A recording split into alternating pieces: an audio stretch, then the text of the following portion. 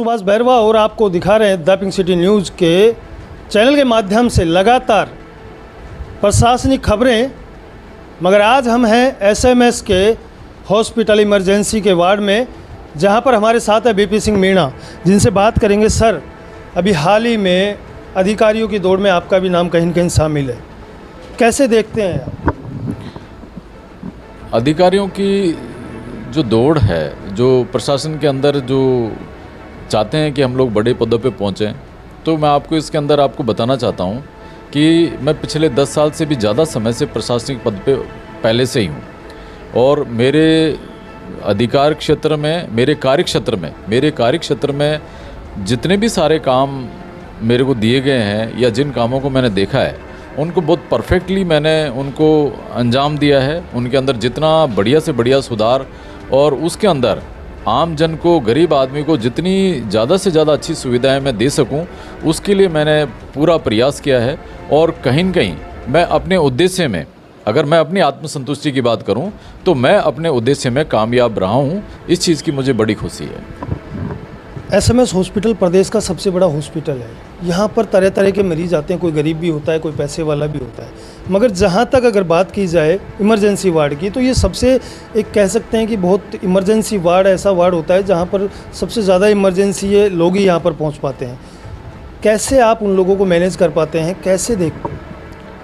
Actually जब आपके अंदर किसी की पीड़ा के बारे में संवेदनाएँ होती है, आप चाहते हैं कि कोई आदमी परेशानी में है और मैं उसकी मदद करूं, अगर ये भाव अगर आपके दिल और दिमाग में है, तो मेरे ख्याल से फिर ऐसी कोई चीज़ नहीं रह जाती कि आपको कोई काम करने से रोके।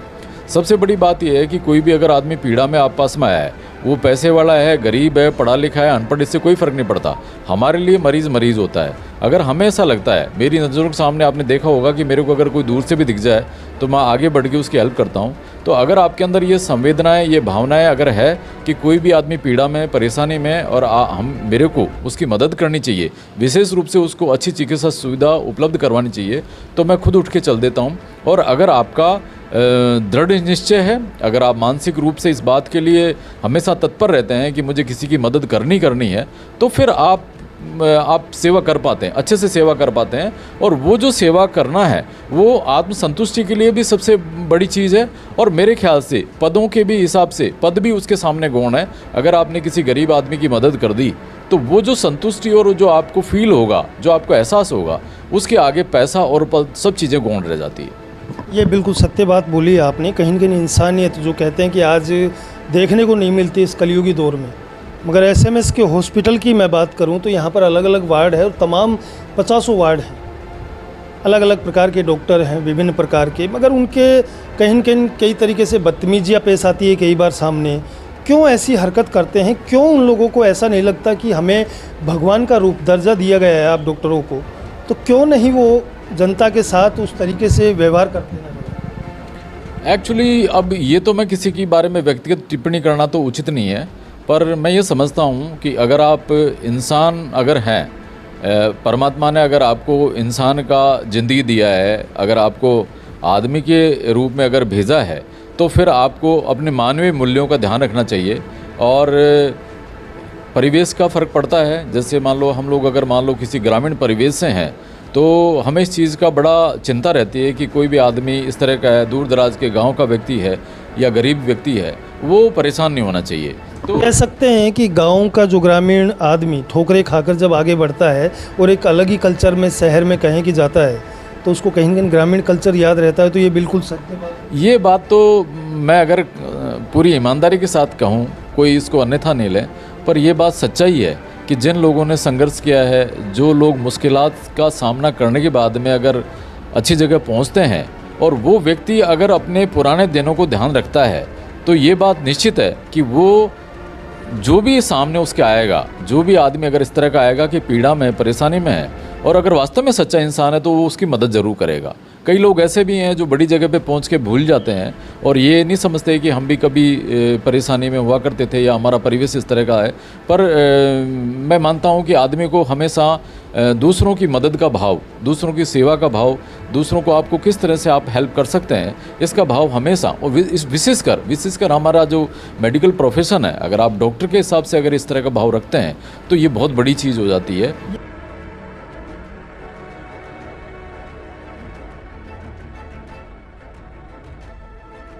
मैंने भी आपको देखा है, ऐसी बात नहीं है। कई बार यहाँ पर जब मैं आया करता था तो मैंने आपको कई बार ऐसा देखा है कि कुर्सी पर ना बैठकर आप अचानक से इमरजेंसी वार्ड में जाकर बच्चों की तरह, क्योंकि डॉक्टर एक भगवान का रूप है, जब मरीज को डॉक्टर खुद जाके सहलाता है तो उसको आधी तसल्ली तो वहीं कहीं न कहीं उसको हो जाती है। मगर अभी हम बात करते हैं मौसमी बीमारी, तो ये जो मौसम है बदलता हुआ मौसम, इसमें अनेकों प्रकार की मलेरिया, डेंगू जैसे प्रकार की बीमारियाँ होती हैं। कैसे बचा जाए इन चीज़ों से, क्योंकि कई लोग तो यहाँ तक आ भी नहीं सकते। नहीं, आप बिल्कुल सही कह रहे हैं,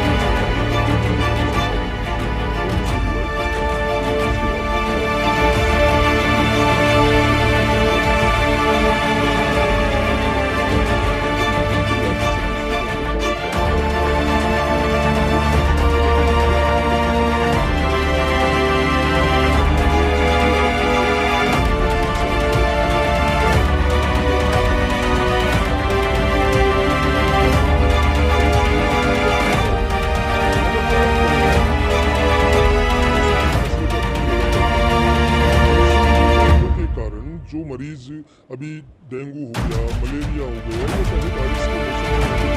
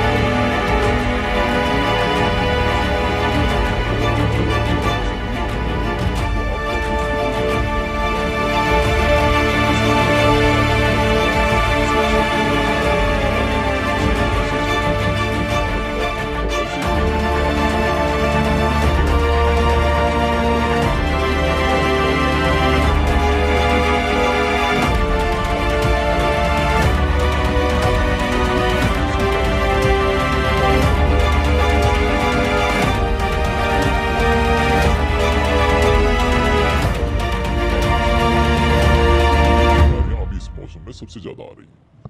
तो ये थे हमारे साथ बीपी सिंह मीणा, जो मैं बता दूं कि इमरजेंसी वार्ड में है और बहुत कहे कि नेक दिल डॉक्टर है।